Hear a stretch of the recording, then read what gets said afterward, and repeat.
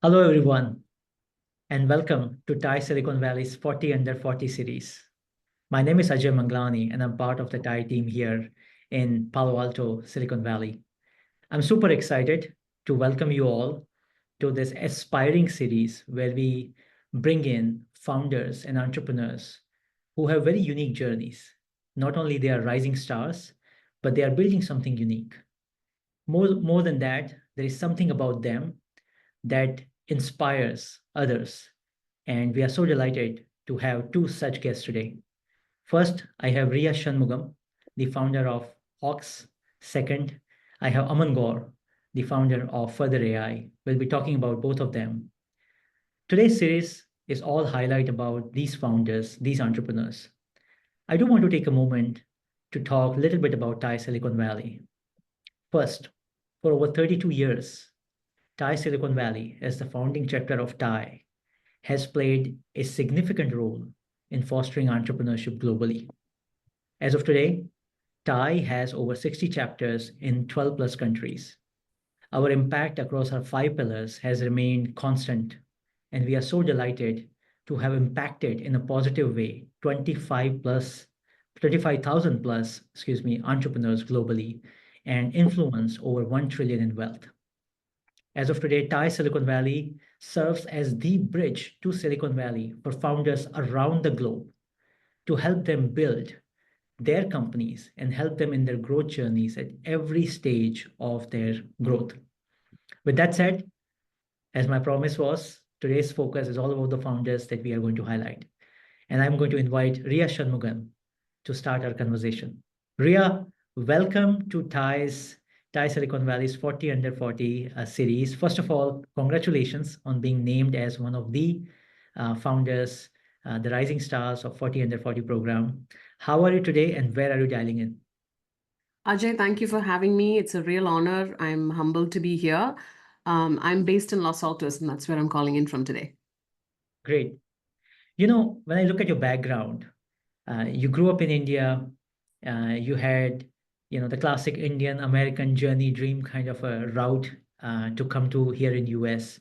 And now you're a founder and CEO of a startup, which is phenomenal. We'll talk about it in a moment. I'm always curious, growing up in India, did you always think you were going to be a founder here in the heart of Silicon Valley? No. I was raised in a very conservative South Indian town. And just like many Indian parents, the choices were, you can become a doctor, engineer, or a lawyer. And I interestingly loved fashion and fashion designing, and I wanted to go to fashion school. And my dad, I remember saying, well, find something useful that could be your hobby. But I, from a very young age, I knew I liked to lead, and that was just part of who I was from a very early age. But as I grew old, I realized that leading with an impact is what drove me. And it's sort of what I have learned about myself over the last decades of working in tech and working in the corporate world. But no, I definitely did not think I was going to be an entrepreneur building a cybersecurity company in the heart of Silicon Valley, which is sort of the place to be if you're in tech, and it's sort of the place to be if you want to build amazing tech companies. But it just naturally evolved to get me there. Most of my career has been in big tech companies, and I've spent a lot of time building amazing teams, working with some incredible people across the companies that I've worked with. And the thing that always made me want to do more was the impact. And impact not in dollars, impact not in, bigger jobs, higher pays, but impact in the number of people that I could touch with whatever it was that I was working with. And to me, that was impact in the number of people that the technology could touch, and that's sort of the birth of Hawks. And if when the technology takes off and when we scale, we would have the opportunity to touch 6 billion of the people that use the internet every day, and that's sort of what gets me going. That's sort of the journey to Hawks. Very well said. When we think about everything that you said, two things struck me very well. First, lead with an impact. Tell me about what part of your upbringing, maybe there were values, maybe there were some experiences, one or two, that still serve you today in terms of this bigger mission that you have. Yeah, so see, I grew up very comfortably. My childhood was, very much comfortable in terms of I always got what I wanted, and there was no struggle for money per se. But also along with that came the responsibility to give back because I was raised in a household where there was a lot of philanthropy that happened, which was part of my everyday upbringing. So I always saw my parents, my grandparents, my family giving back to what they could possibly give back. And to me, that was part of my DNA growing up, and leading with an impact, leading with empathy. Those were all things that were just part of everyday upbringing. Like I would see my mom. She didn't work. She didn't have to go to a job, but she ran the household, and she ran a couple of family businesses that we had. And we had a lot of people that worked under her as part of that. But she always led with empathy. She always led with the fact that there is a human on the other side of the equation. And they all made such a profound impact in who I am today and who I grew up to be as a leader. And the people that have worked with me, the one thing that always stood out in all the feedback that I've received is the empathy that came in my leadership. And I think a lot of that goes back to what I've seen and what I've learned in growing up back home in India. Phenomenal. That reminds me one of the anecdotes. One of my former bosses, he used to always tell me, it's not about only the what, but also about the how. And when I think about and hear stories like, leading with empathy and, caring about that, yes, there is a human on the other side, it's all about the how, right? Yeah. Great story. And that led you here to all the different leadership roles. What's interesting about your background, Ria, is you have worked with several of the big tech companies, which people would love to have their names on their resume. So Google and IBM and Adobe. Um, I'm always curious about, operating in a big company environment, even though you are in leadership roles, which you grew phenomenally to, um, always is very different than operating in a startup environment, right? Um, Curious to hear from you, what skills did you actually gain in those big companies that you still use, you found very helpful in your current role as an entrepreneur, where the environment is pretty small? Yeah. Great question. I use a ton of what I've learned in my career today as an entrepreneur. I think the thing that really helped me as an individual, as a leader, as a person, both professionally and personally, is what I learned at IBM. Um, so fun story. I was doing my MBA and I briefly interned at IBM, and then I went back to school to finish my MBA.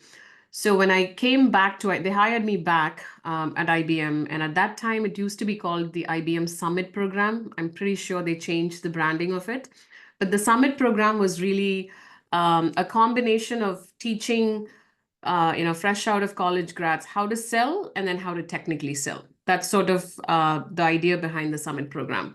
The first 4 months of the program was about how to sell.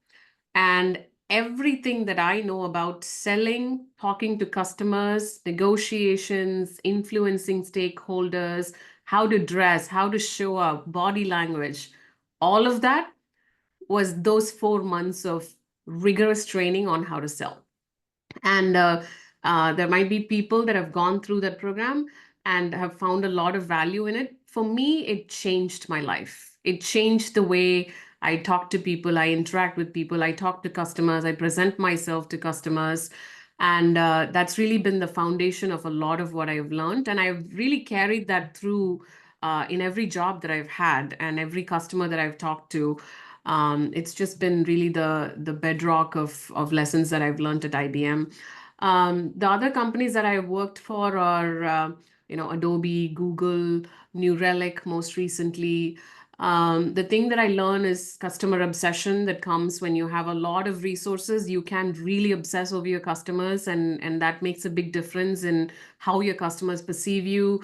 The ability to build incredible teams, the ability to manage really hyper performing teams, especially when you work at companies like Google.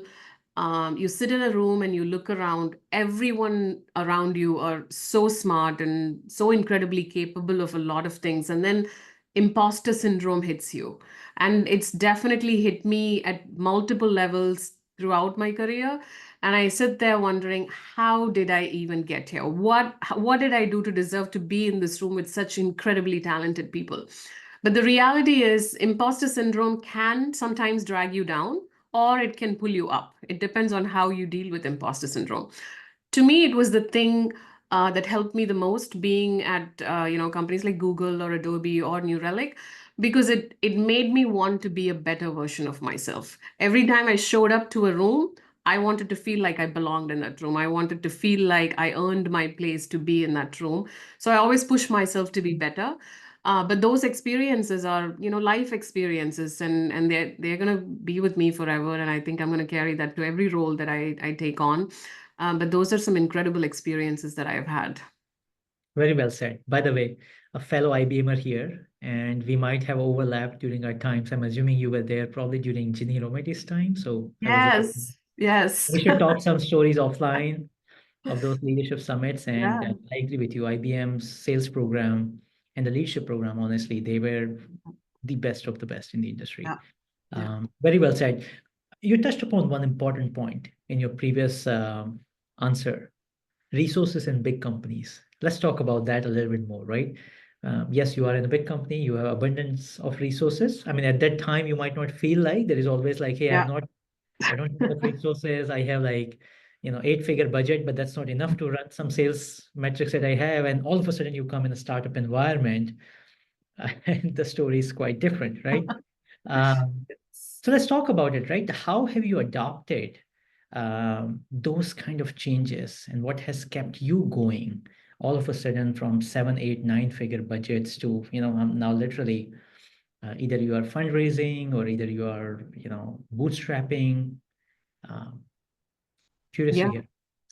Um, so I mean, obviously the startup world is very, very different when it comes to resources, when it comes to time, and so on. I mean, number one for us is just ruthless prioritization. You can't really be aspiring to do 10 different things and get all of them done. So ruthless prioritization in terms of what will actually drive us outcomes. So this is something that I remind myself and my team all the time. Actions is not equal to progress. Outcomes equals progress. So what do we need to do to drive outcomes? Just actions alone is not going to get us to the next step. So prioritization that directly aligns with outcomes. The other thing that I have realized, and I'm continuing to build a muscle for it, is the most obvious way to solve a problem is not going to work for us, because the most obvious way to solve a problem most likely involves money, resources that a lot of times large companies have plenty of, but small companies don't. So these days, the one thing that we've been practicing as a team is, well, if you've got a problem, right now we are looking for a couple of engineers, and we've got to figure out how to go hire the best in class engineers, but also we are a bootstrap startup, and how do we think about hiring the best engineers but also making the financials work for us. And so we always have to come up with creative ways to get access to talent, but at the same time, as a startup, how are you selling the vision, how are you selling the dream, and sort of have that conviction in the company for them to come work for you. Obvious solutions don't work. So we're always thinking around the box, out of the box, side of the box to make it work. But at the same time, prioritizing the most important things, because in startups, you can plan for what you want to do 5 months from now, but you may not have a company 5 months from now if you're not focused on what you need to deliver at the end of this month, right? So we're always focused on what do we do now, what are the outcomes, and then looking for the not so obvious solutions to solve those problems.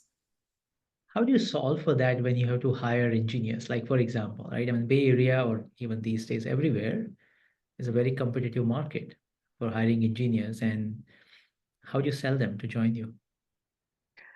Um, See, any founder has experienced this, which is if you want to, I mean, this includes even bringing on board co-founders. If, if you're a solo founder and if you have an idea, if you have a vision, and if you want to bring someone on board, the role of a CEO is to always be selling, whether that is to co-founders, whether that's to your team, whether that's to your customers, your investors, your angels. It's always be selling. You wake me up in the middle of the night, I'll be selling and talking about the vision of Hawks because that's literally 100% of my time. But first of all, you've got to have the conviction that you're building something that the world needs today. And you've got to look around and know really well that you're solving the problem that matters the most. And no one else is doing that because sometimes I hear people solving for a problem, whether that is tech and AI, or I mean, tech and AI and legal, or AI and medical, or AI and call it whatever industry. There are already 10 different companies, but how are you uniquely different and what are you solving for? And do you also know the 10 other companies that are in this space building? And I think that journey takes a while for the founder to have that conviction before you can go convince others to build that conviction for you. And it is hard. It's not for the faint of heart. It is hard, but it'll be worth it It's worth it. when you're on the other side. It'll be worth it. It's totally worth it. Well said. Let's talk about your company now, Hawks, right? Yeah. Very unique market, but at the same time crowded too. I mean, passwordless is something we have been tempering and tinkering for almost like a decade now, or even more. You have big players, you have small players, big players dominating, small players trying to build a niche. How are you in particular building a differentiation for your product? And you kind of started talking about it a little bit. Might be worth going into a little bit more detail, and feel free to talk about your business and details if you like. Yeah, happy to. See, identity is a crowded space, and there are lots of proven players out there. There are plenty of new players coming at it from different angles. And if you think about the different waves of identity, we moved from on-prem to cloud, which was sort of the birth of companies like the Oktas and the Ping identities of the world. And then there was another wave that happened around consumer identity. How do you protect the privacy of your users, which is when companies like Auth0 and others came into play. And then now there are these new age companies that are focused on the developer first, API first sort of mindset, composable UI components. The companies like Stitch, Dscope, and others come to mind. But within identity, there are lots of companies that are aiming to approach passwordless in very different ways. Magic links, OTPs, hardware keys, and so on and so forth. See, those things are not secure. Magic links, OTPs, and the amount of phishing attacks that are happening now, it's not the 4,000%. And it's only significantly and very fastly increasing because of AI advancements. Our approach to passwordless is when we think about passwordless, a true passwordless technology is one that is key-based. And you might have heard of this technology called passkeys. And passkeys is fundamentally a very transformative technology when it comes to passwordless technologies. But passkeys have struggled with adoption for a number of reasons, whether that is interoperability, OS dependency, user adoption, and so on and so forth. But the way we'd like to think about it is passkeys, as much as it's transformative and innovative, it's kind of like the first iPhone. The first iPhone was a transformative technology, and it sort of brought together various aspects of handheld devices, but it still lacked some very key features. Like I remember iPhone 1 came out and it wasn't supporting 3G networks. It didn't have GPS. It wasn't allowing third-party apps to be downloaded in your iPhone ecosystem. Those were all now what we think are essentials were not there at that time. The price point was significantly higher. What happened was the version 1, as much as it's transformative, is going to have significant downsides because it didn't think through all the use cases that it has to solve for. And as a result, as much as passkeys are transformative, it comes with its hurdles, which is what we are solving. Hawks is building the first and only key-based authentication solution, which we think is truly passwordless, but that also overcomes the hurdles that passkeys have posed in terms of OS dependency, interoperability, and adoption challenges for end users, for developers, and for enterprises. That's sort of what we're building. And when we take off, Notice that I didn't say if we take off. I know we will take off because the technology is very powerful. But when we take off, the technology has the power to influence every single one of the individuals that uses the internet today. Amazing story. And for all the listeners, including our investors in the TIE network or globally, this is the time to jump on to Ria's startup now. If you want to ever invest your dollars, you will get a deep discount right now. So let's talk about it, right? Very briefly, Ria, fundraising is a key part of any founder. Like you said, always be selling, always be raising is the other side of the coin, right? Because they are two sides of the same coin. Um, Share your experience in this area. What have you been doing? What's your experience like? Yeah, so we are three co-founders and we have bootstrapped until now. And we are fortunate enough to have the ability to continue to bootstrap the company for a little while longer. We are starting to look for external institutional funds as we speak. We're just getting ready for it. Um, we don't have a very tightly strapped timeline for money. But we would look for investors that are the right partners for us, that align with an understanding and the nuance of the technology itself, and that is very well versed in the space. That can open doors that we possibly cannot open it just with money, right? That's sort of what we're looking for. We're looking for the right partner. We are not in any rush, but we're looking for the right partner once we start our external fundraise.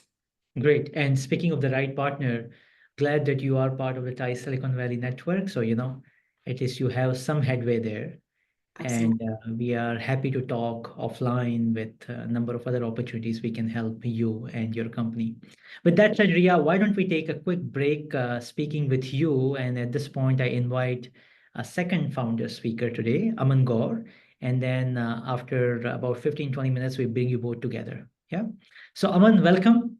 Um, how are you and where are you dialing in from today? Uh, Great to great to be here, Ajay. Thank you so much for having me. I'm right now sitting at an airport uh, in Phoenix, Arizona, and dialing in from here. Okay. I hope that there is not a lot of background noise. I'm really sorry for that if that happens. No, perfectly fine. I'm assuming you are living a founder's life, either selling to a customer, fundraising, or doing something related to your products. Those are the three pillars, right? Yeah, absolutely. So today is selling to customers. I have a big conference coming up tomorrow where I'll be presenting to the leadership team of one of the big 10 insurance brokers in the United States. So Very good. here, Very good. here We'll talk for about that. your business and your company momentarily. Thanks for Yeah. joining, Aman, with your busy schedule. Let's dive right into this one. Um, when I look at your background, uh, went to IIT in India, then joined a small company called Microsoft, worked there for a short while and decided, well, that small is not small enough for me. So I'm going to start a company myself. So you start your first entrepreneurial ride, and then you start your second entrepreneurial ride now with further AI. I'm curious more to understand what led you to shift from a company like Microsoft to a startup founder back in India? Uh, Great question, Ajay. And I'm going to be very candid today. Uh, I'm in that kind of mood. So Microsoft was not the first company I started. I think the first thing I like worked on was actually at the age of 12, where I was selling firecrackers outside of my father's general store. And this is the Diwali season, so sort of that reminded me of that memory. And it was a great experience because you were literally selling firecrackers and trying to convince people why should they buy, haggling, negotiating, and all of that. That was my first experience to business or entrepreneurship uh, in its not so traditional sense.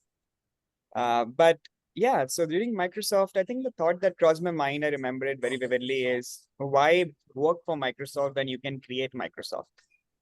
The only limit that we have is like our own thinking, how big we can think. And that's where the ambition came in. I was also naive and stupid at that point in time. I think I still am. So jumped out of Microsoft, started a first company thinking that that will change the world in big ways. That was Turbo Hire. Ran it for 4 years. Enjoyed the first time founder journey, made a lot of first time founder mistakes too.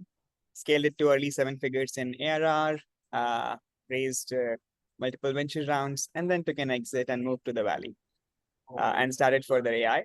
It's been a year since we have been building Further AI and yeah, having fun, creating interesting products and selling in the market. So that's a bit about my journey.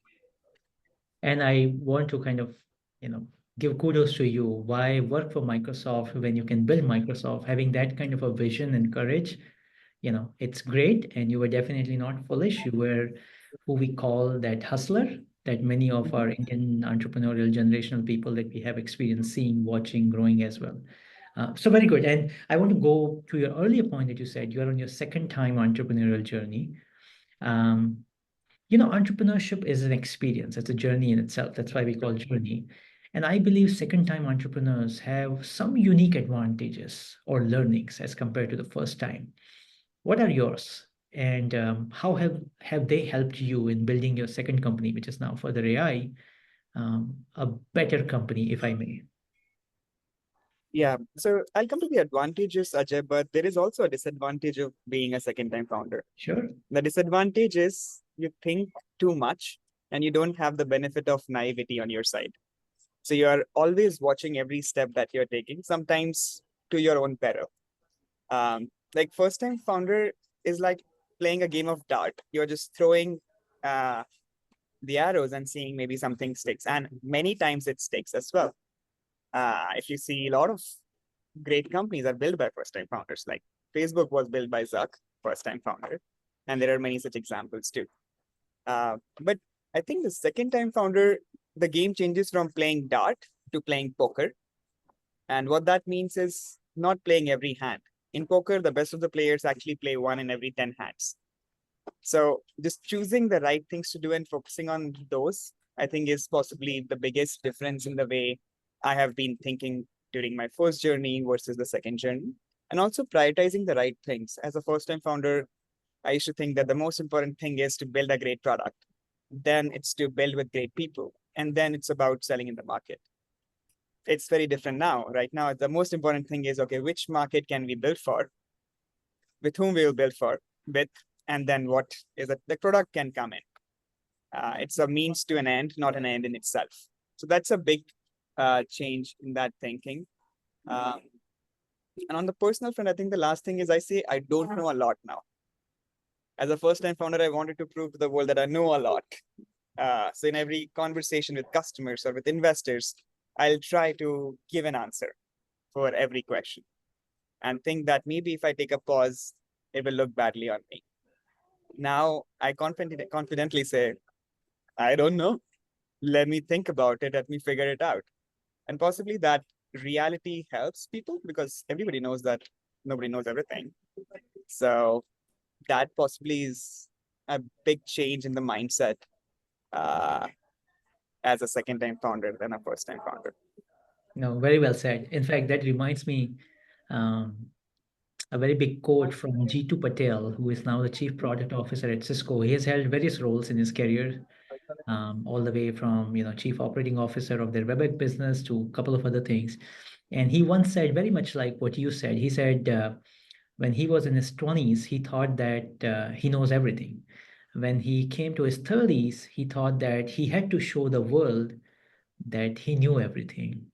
And then he had the analogy for when he was in 40s, and I think now he's probably in his early 50s or something. And he said, now I can proudly say I don't know anything. And I don't know. importantly, I don't have to know everything. Yeah. That's where, as a leader, I come and build a team and Yeah. surround myself with people who have depth in everything and anything that I want as a business. So, very well said. So by the way, there is a theme that we are picking up between you and Riya. One is obviously selling. I'm sure the revenue selling the firecrackers was much better than the revenue that you're getting right now. And also the people aspect of it and the learning aspect of it. So let's keep moving on this one, right? Yeah. The second unique thing about your background, Aman, is you have had this opportunity to build two companies in very different environments, at least that I see from, right? One in the Indian ecosystem, and you started the company in India, and then you obviously moved here, your first company, Turbo Hire, and then now you are building your second company in US, Silicon Valley, right? I'm curious to hear from you. Are there any similarities if you may pick up just one or two between these two ecosystems, what are they, if there are any? In terms of the similarity between the two markets, I think fairly globally, entrepreneurship is now very well regarded. It's actually respected. People want to be an entrepreneur, unlike possibly before, where maybe parents didn't know what entrepreneurship is and they would sort of hold their kids to not do entrepreneurship and do a job. So that's a big similarity across, I think, all the capital markets, that entrepreneurship is very well regarded, risk taking is rewarded as well. If you fail, that's okay too, and so on. So I think that's there in both Silicon Valley and in India. In terms of the tech, earlier it used to be that if you are in the valley, you would have disproportionate advantage in terms of the technology, and so on. I don't think that's the case anymore. There is access to maybe latest models back in India and here in the valley. So I think these are the couple of similarities which I feel across the two markets. How about the differences? So let's talk about, you said, well, the technology or the early edge access to technology here in Silicon Valley may not be as much now. So what are the unique things about both like what do you find Yeah, Silicon Valley has edge on versus India has edge on? yeah. So when it comes to the differences, the big difference is the availability. Yeah. So the difference is the availability of capital. In India, still, I think the venture capital ecosystem is evolving. It's great, but it's sort of still reaching to the stage of Valley, and not just US. Like Valley has a very, very, very mature venture ecosystem compared to even New York that way. So that's one big deal. The limiting factor is not the capital in the Valley. It's more of the entrepreneurs thinking and how big are they thinking and so on. And bigger and bolder goals are rewarded much more in the Valley, is what I personally felt for a course of time.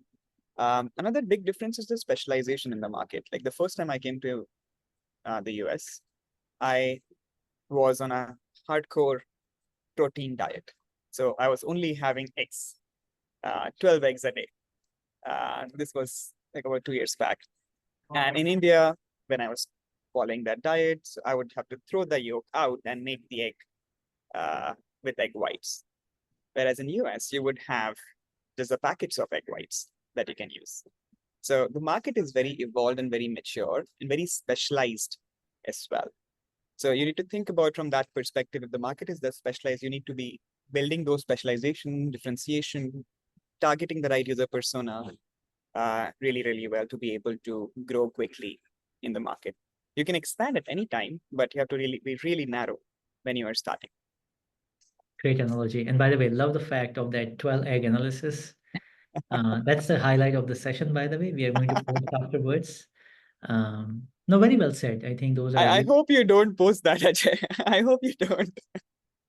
um, so let's talk about the specialized markets, right? Silicon Valley, you are building something which is considered as of today even more specialized. You're building AI agents for insurance industry. Yeah. Let me tell you what, right? We all know this thing. AI agents has become like a little bit of a buzzword these days, right? I mean, a lot of websites, a lot of companies overnight became either AI companies or AI agent companies. So it's kind of a good and a bad thing to be in this space right now. Um, how are you building your product which is differentiated, which is not getting into this crowd and people's headspace of AI agents? So what? Yeah, the funny thing, Ajay, is the market where we are operating, we don't even use the word AI agent because the agent means a very different thing in insurance. It's an Indeed. insurance agent, not even like it would be a misnomer in that industry. But by being very narrowly focusing on the industry, so you have the insurance as a whole, which has two parts, the broker and the underwriters. Underwriters will measure if the risk is there or not, brokers will sell it. Within the underwriter, there are different types of underwriter. You have personal lines and commercial lines. Within commercial lines, you will have further different types. So by going very narrowly in this matrix, once you figure out a problem statement to be solved, AI maybe is a way to solve it. LLM may be a way to solve it. But all the problems that we are solving have remained for a long time. This industry is 250 years plus old. It's possibly the best business model in the world. Has remained, the problems have remained, but now you can solve it with LLMs because LLMs can handle unstructured data really, really well. So we don't even mention AI agent as a term to our customers till they ask for it. Most of the conversation revolves around, okay, do you get submissions over email? How do you deal with it? Okay, we have a team of 20 people doing with it. Is there a mistake in human errors? Does it take time? And so on. The answer to those questions is often yes, because when there is a human involved manually doing the data entry and data extraction, there would be errors, there would be delays. Okay, is it okay? Would you be interested if we can reduce the time by 10x, reduce the cost by 10x, and improve your customer experience by 10x? And the answer to that often is yes and yes and yes. Maybe a customer will say, how will you do it? I said, yeah, we'll use large language models for doing that, and we can do it with a high accuracy. So I think following the traditional YC advice by building for initial 100 users who can not live without your product is the way to go. LLMs is just a means to that end. I was chatting with my co-founder and we came up with this simple analogy that people said that you should not build a vitamin, you should build a painkiller. But I want to push it a level further, pun intended. Don't build a vitamin, don't build a painkiller, build a effing drug.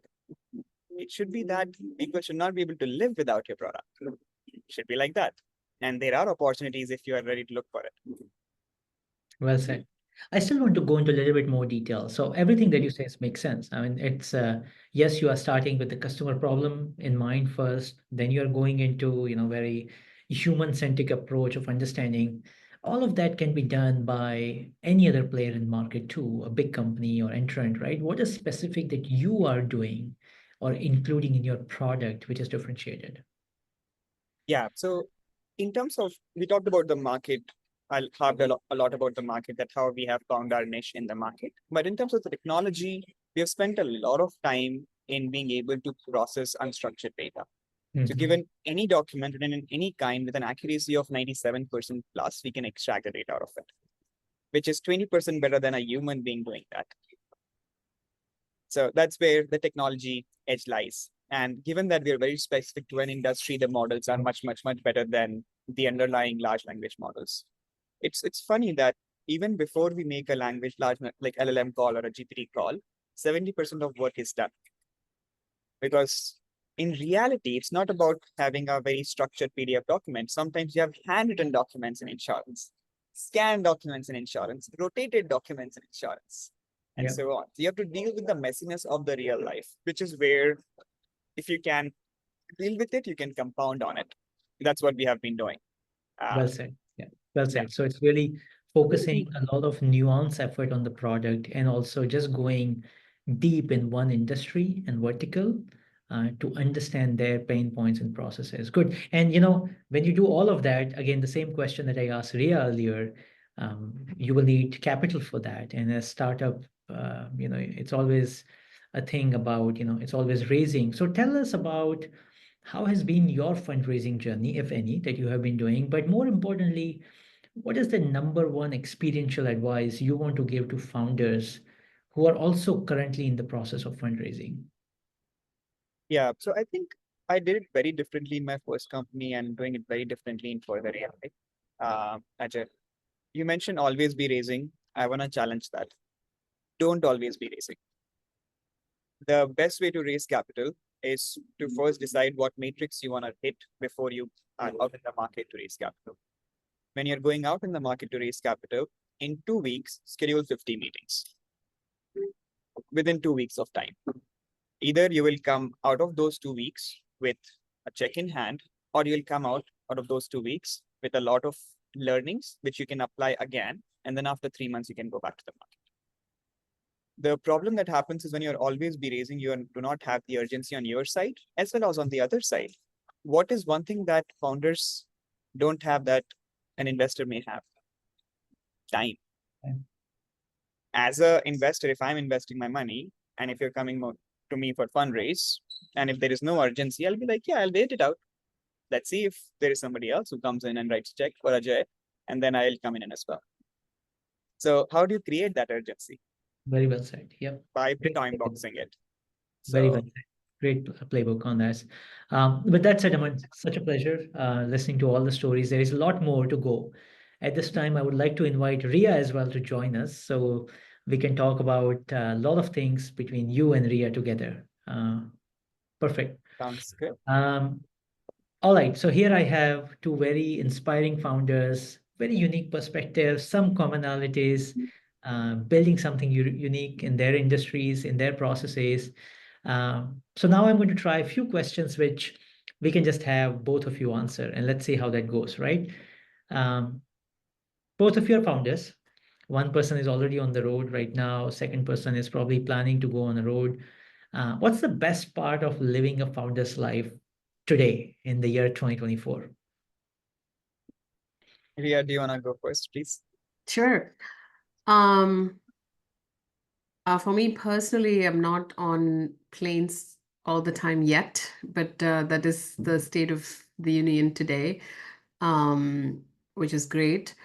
But the best part of being a founder for me has been the ability to move quickly, the ability to make decisions, the ability to pivot, the ability to, whether you succeed or whether you don't really succeed and you're seeing a setback, it's the responsibility is yours and your very small teams. So the accountability and ownership that comes with something like that is very empowering, but at the same time, I think that's the best part of it. Like you can be in big companies asking to say, I can't really run with this project because there are 7 different levels of approvals needed. Yeah, you don't have those excuses. Why have you not executed, right? And Uh, is that best part only limited to you, or do you allow your team members to have that ability as well? No, we are a very small team and early stage startups. I think everyone has to feel that ownership and accountability, and there is no penalty to fail, but there is penalty to not trying. Right? It's okay to try, but at least you know that there is one way we tried and that didn't work. So failing is okay, not trying is not okay. So that level of ownership and accountability comes with all of us, not just for me. Very good. Aman, how about you? I think I second everything that Ria said. The biggest thing for me personally, being an entrepreneur, is to not have any limits on what I can do. I am my own limit. So now I can keep pushing till uh, I cannot go any further. I haven't yet hit that limit yet, so I'm just pushing still. The second big thing personally for me, Ajay, is actually being a multiplier.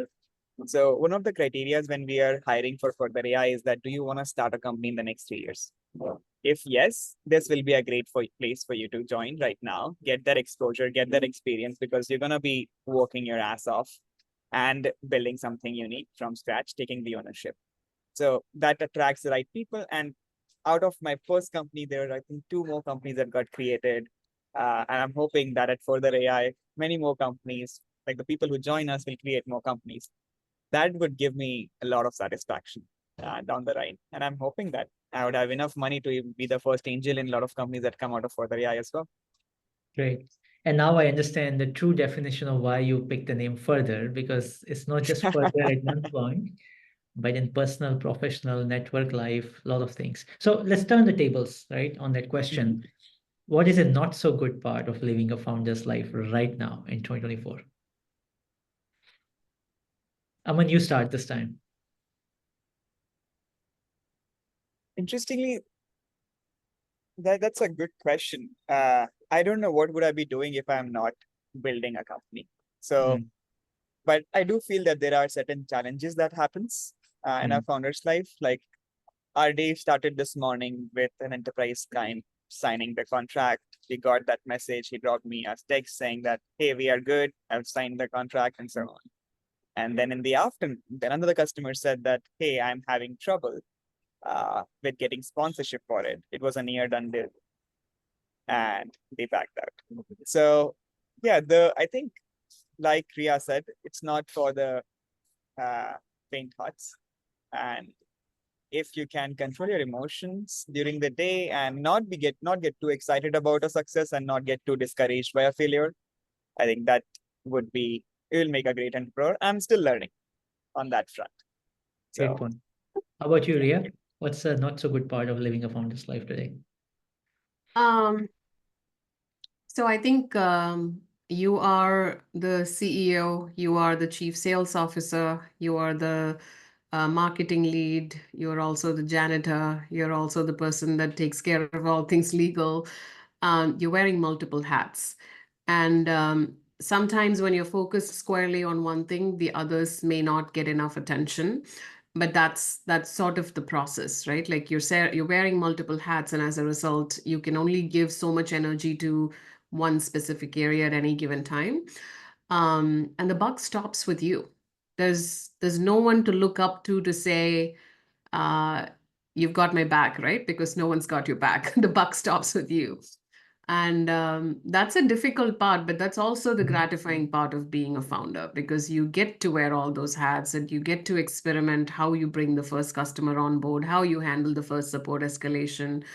It's gratifying, but it's not easy. It's so bloody hard. No, very well said. I mean, one thing that I'm noticing from both of you is this extreme level of candor, which is great, by the way. You know, it keeps the conversation authentic. Ria, what you just said reminds me of Nikesh Arora. He always says to his team that bring the best version of yourself and you come every morning. And, you know, when you apply that to yourself as a founder, as a leader of the organization, it's kind of difficult, right? In many days, you know, you may not have the best day for whatever reason, you know. Yeah. But that's great way. Okay, let's try something different now. So Aman and Ria, I'm going to invite you both to become the moderators for each other and ask yourself your, you know, other person one question that you want to ask. Anything. I Okay. have a lot of questions for Ria, so I can go All first right, here. go for it. So Ria, really Sure. enjoyed how you covered your journey and the focus on empathy. One question that I am trying to refine my thinking on is how do you pick the right people? What is that you look for in people that are joining Hawks beyond the hard skills? And how do you measure it? Any playbook that you have developed? Um, See, I think hiring is an art, but hiring for startups is a whole different ballgame, right? Because you're strapped for resources, speed and agility is really important, grit is really important, and so on. The thing that's really worked for me is to be really upfront with folks that we are bringing on board to acknowledging that this is not going to be easy. This is going to be a wild ride. We've got to buckle up, and this is going to get crazy. And that's the reality of it because when a customer is implementing and if something is not going well and they're getting ready to go production, you're going to have to call your engineers to be on call no matter what the time is because I don't have a support team to call on or I don't have an SRE team to call on. So those things are not normal when you hire for big companies, but for small companies. So as a result, one is just being upfront with them to say how hard and difficult a startup life is compared to a big company journey. But the other is also their belief in what you're building. And as a result, for them to have the conviction that this is going to change the world or this is going to change the area that you're focused on building and believe in what you're building. And if they are not passionate about what you're building, and if this is just another job for them, that hasn't really worked for us. And they have to believe in the promise of the future and they want to be part of the ground floor building this with you. And when you look back and when you're able to make some sort of a history with what you're building, they get to have that pride badge of honor that they were part of the ground floor building this with you. And you've got to have the people that has the DNA to want to do that, otherwise they can't do it for too long. And also it's not a sprint, it's a marathon. You've got to sustain this for a long time before you can be calling yourselves somewhat successful. Success is obviously very subjective, but it's not an overnight dream that'll come true. So you have to sustain the test of time. Super cool. Very, very helpful. Yeah, thank you. So first of all, I mean, I want to be friends with you and I want to be as cool as you when I grow up, although I'm pretty sure I'm older than you. Um, but as a founder, as a two-time founder, um, if there was one decision that you've made now in your current company or in your previous company that you've successfully exited, if there was one decision that you made that you think made the biggest impact in the trajectory of the company, what would that decision be?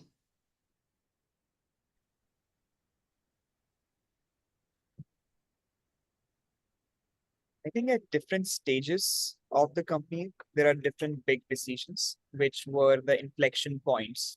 In the early days, I think the biggest decision was actually to have Sashank as my co-founder and finding the right co-founder for that matter, who complements each other, who have the right set of skills in many different ways. I think the art and science of it. At in the mid stage, it was about picking an industry as unsexy as insurance and going head on with it, showing up in a room where you are the least known person, as well as the person who knows the least about insurance, and then still having the smile on your face and raising hand that, okay, what does that mean? Being confident in our own skin. I think these are the two decisions at very early stage of the company and the mid stage of the company that uh, I think really helped. Now the decision that we are taking is to be very narrowly focused, optimizing on the pricing, and then doubling down. And then the next decision would be like sort of growing the team. That's a question from my side that I was asking you. So these are the few things that have happened in the course of the company that I think I did differently than what I did in the first time.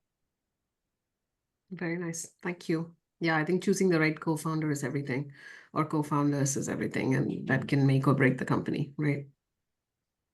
Very cool. Well, so that was a great rapid fire between the two speakers themselves. Let's just do, in the interest of time, a closing question. We heard a lot about you today. Now it's your time to tell the listeners now or later who will be listening to this, the recorded version and the video version of it. What message do you want to give? Number one, to the founders, entrepreneurs listening to you right now. It could be anything, advice, question, anything.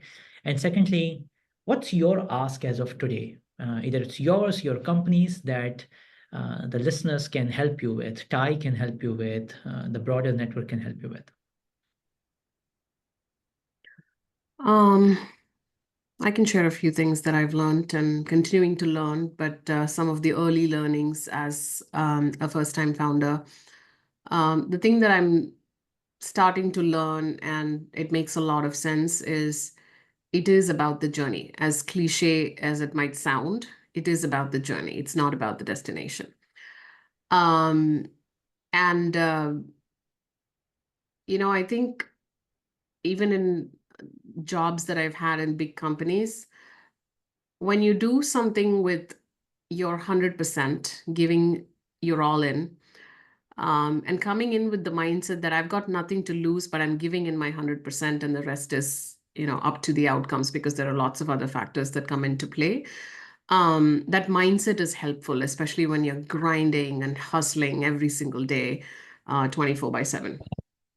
And building a company is just such a roller coaster ride. The highs are really high, the lows are really low, but you're going to see all of them every single day. Just like Aman's day today, you woke up to an enterprise customer ready to go, and midday a customer pulled back, and those are all. I mean, and that's how the days are going to be.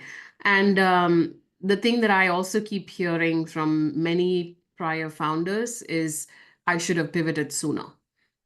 And if you feel the need to pivot, it's not going to bruise your ego. You just have to look at what the market tells you, look at what your customers are telling you, and you just have to pivot.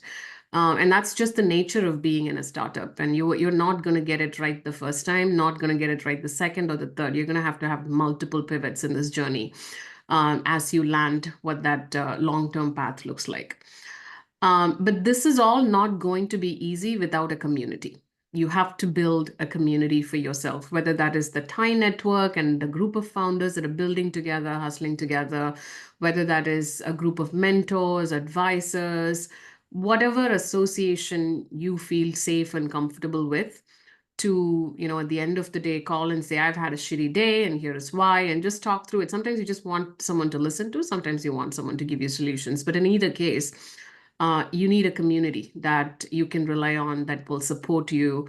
Otherwise, this journey is going to be so bloody hard. And I'm fortunate to have found Thai Silicon Valley. And in that, I have found a lot of founders that I am connected to, and also founders outside of Thai. And that's been really helpful. And then staying true to your vision. You started this. There was a reason why you started it. You had a vision, and just staying true to the vision and keeping the end goal, or keeping the goalpost in mind as you navigate through all these difficult circumstances. That's sort of what I had to share. Well done. Well done. And thanks for sharing all of that, Riya. Aman? Start early, at the soonest possible. Take the risk. I think overthinking hasn't led anybody anywhere. So I try personally to be dumb 4 days a week and then smart 1 day a week. When I'm being dumb, I just execute without overthinking about it. So I think that has been serving us well. I would say that's the way to go. In terms of ask, if you want to join an early stage startup across tech or sales roles, we are hiring. Would love to have somebody who wants sort of really push their own potential, and hopefully further AI becomes a launchpad of their success too. So that's the ask from my side. Awesome. Very well said.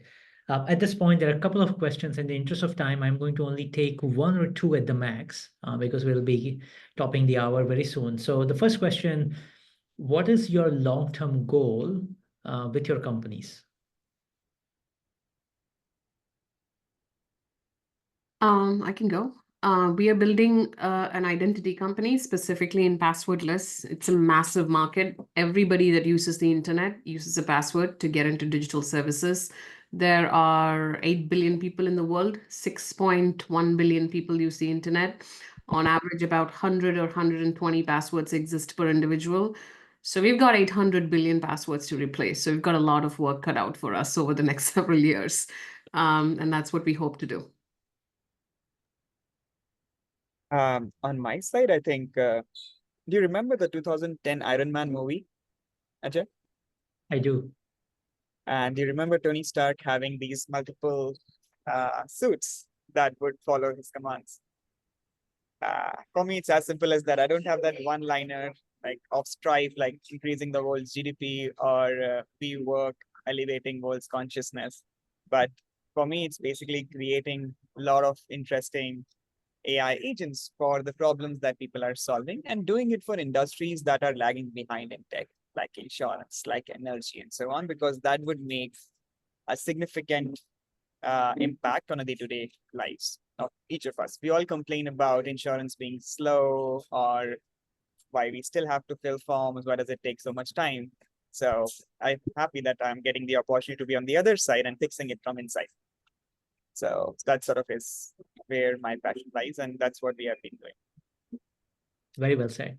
Okay, such a pleasure having you both on this series. In the interest of time, I'm going to close off now at 6 o'clock Pacific time here. Again, thank you to everybody who listened to us, who will be listening to this session, Thai Silicon Valley's 40 Under 40 program, spotlighting two inspiring founders, Aman Gour from Further AI and Riya Shanmugam from Hawcx. If you ever want to reach out to them directly on LinkedIn. Look at their websites, their companies, Further AI and Hawcx. They're building some really cool things. Don't miss the opportunity to join them. As you heard them, they are phenomenal leaders and more importantly, great human beings just to be surrounded with. I have personally noticed that with a little bit of time that I have spent with both of them. And obviously, if you're an investor, find them before they become too expensive for all of you. And there are a lot of learnings which we will share. Many come to my mind. Don't always be learning, but always be selling, and many more. So thank you everyone for joining. We will be back with our next episode of the Thai Silicon Valley's 40 Under 40 series. Until then, Ajay Manglani from Thai Silicon Valley saying goodbye. Thank you both again for joining. Thank you Thanks so for much for having us, having us, Ajay. Ajay. Bye. Thank you, everyone.